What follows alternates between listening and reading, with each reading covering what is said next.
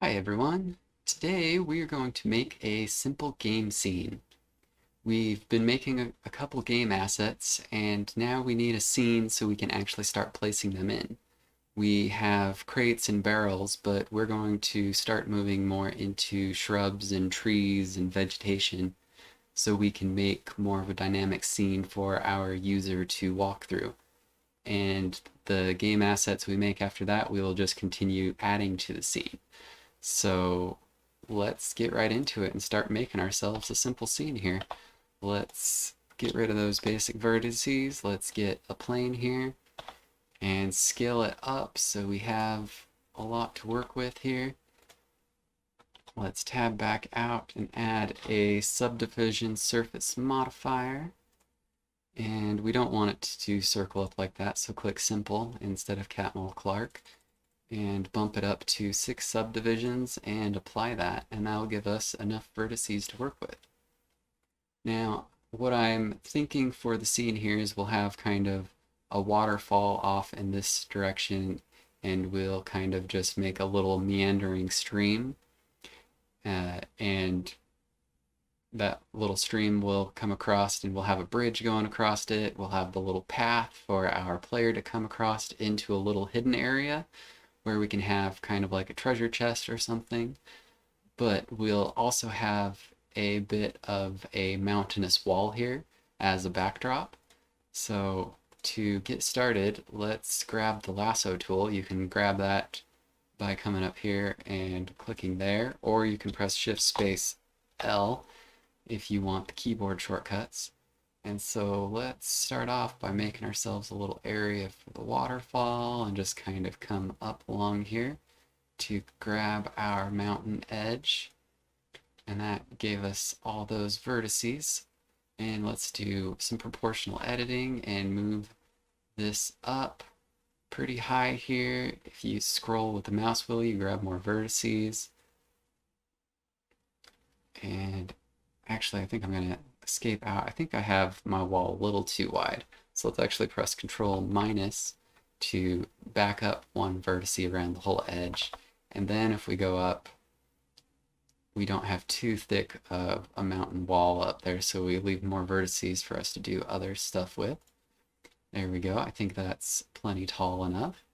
Now I kind of want to grab everything but the stream here so we can raise it up and leave a stream bed in the middle. So if we kind of come around here, the bottom of the waterfall will come down, and then the stream will come up and around and meander over there. And then for this side, we want to cross the stream here. So we'll kind of just come up around that way. And I want to select all these vertices and leave a big area over there and wrap around. And if we just move those up a little bit here, whoa, that was a lot more than I planned. Let's Control Z that down. But if we lower our proportional editing a bit, we can go up to about there, and that's going to leave us a nice little stream along there. Let's actually back up, go to our box select, and actually want to get rid of these. I guess you want to do the circle select this way. So if we get rid of a few of those, that'll leave us a few more, a little more path, a little bit more of a path here for our river. Now if we escape out and try that one more time, that'll give us a good little stream. Now we kind of want to lift everything else up except for our path that we'll go through. So let's grab that lasso select tool again. And that was Shift Space L. Oh, L, there we go. And let's just kind of grab this little mountainy area. I kind of want the path to kind of come up through there. So if we hold Shift and go up through there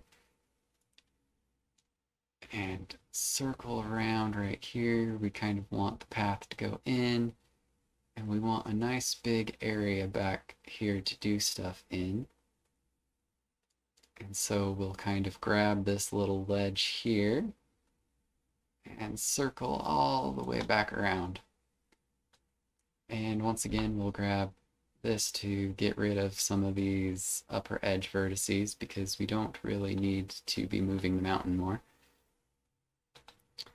And escape out of that, and we can lift that up a little and then press Control minus a couple of times. Actually, I think if we Control Z back, I did it a few too many times to begin with. And just do a single one this time and lift it up a little bit more. And then back out a little bit more. And we can just keep doing this cycle with Control minus minus. I think that is good for the most part. Let's do a little more custom right in here just to make it not so uniform. And let's kind of bump that up.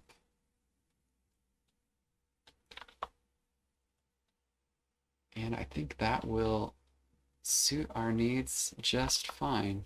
You can always grab a few more vertices here and there, but that should leave us with a pretty good little path to walk across and a nice little area to have some action as well as our little stream.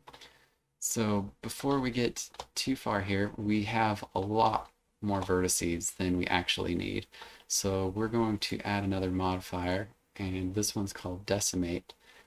And you're going to have to play with it a little here because it's going to remove a lot of geometry. And we want to make sure we keep our river, and our river needs to still be visible. We kind of need our waterfall, and we need our little flat path there. So you can play around with this. You can hold shift to go a little slower. I think right about there, right around 1,100 vertices for this scene is looking about right. And that gets rid of a lot of vertices we didn't need and geometry we didn't need. Now, if we apply that and tab out, you can see we have a lot less to work with. So let's actually come and scale all of those to 0 to color all of them. Because now we're going to make sure we can color all of our paths correctly. So if we come back in here and use the lasso, not the lasso select tool, but the circle select tool. I think we want select box. Let's switch to face select. That'll make it a little easier. And we just kind of want to come grab all of our path here.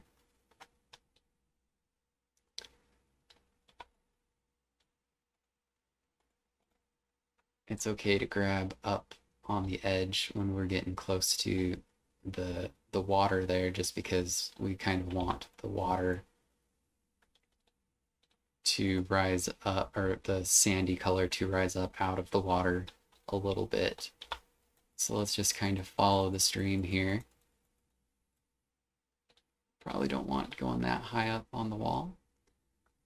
And I think that is probably pretty good. We might be a little high up on the wall here, but that's not too important, I don't think. We'll grab a few more of these vertices. There we go. I think that's good. And now we can grab all of these and move them to a sandy color. And there we go. We have our paths and river sand color.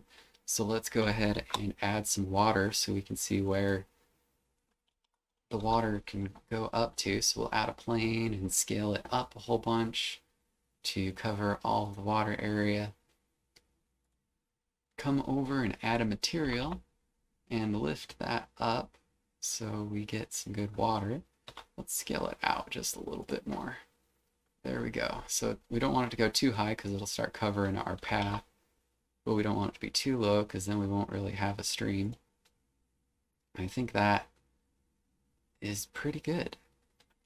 And if we come and scale that to 0 over here in the material view and move it to a nice watercolor, when we come out, oh, I pressed some buttons I did not mean to.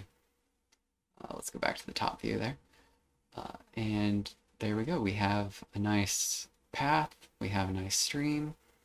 Let's add ourselves a waterfall. So if we just duplicate this and rotate it on the y-axis by 90 degrees, press enter. Let's go to the top view. Bring this over here.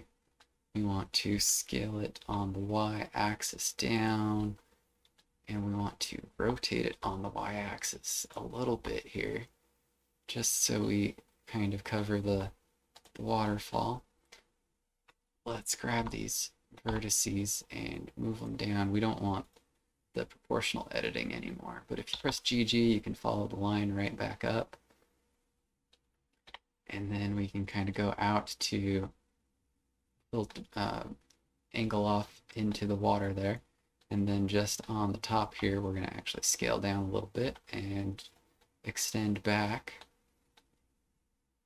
And I think if we grab those and scale them down just a little bit, that'll help make that waterfall look a little better. So now we have all of our basic shapes here. Let's make sure we can see it all in a game. So go fix your face orientation. It looks like we have everything correct this time, so nothing to do there. And one last thing I like to do with the grass. So if you come in here, we gotta select the right object.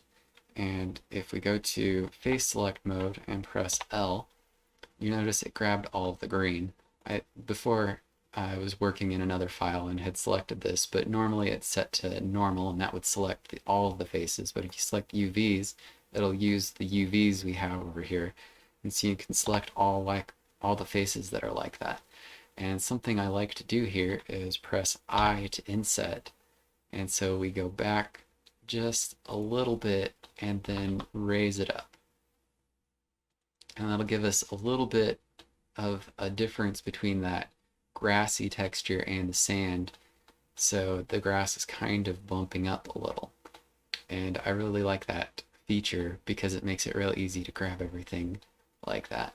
All right. And with that, let's grab our light and duplicate it a couple of times so we can actually see important pieces of our scene. And there is our simple game scene. As we create more game assets, we will start adding them. As I said at the beginning, I want to add some shrubs and some vegetation, and we'll start adding some trees, which will hide this area a little better. And we'll use our crates and our barrels, and we're going to build a little bridge going across, and this scene will slowly transform into a cool little game scene for us to make a little game in. If you guys like this video, hit the like button. That helps me out a lot. If you want to see more, hit that subscribe button. If you have game asset ideas that you'd like to see me make, please put them down in the comments and we can add them to the list. If you guys want to check out all the game assets, the link is down in the description.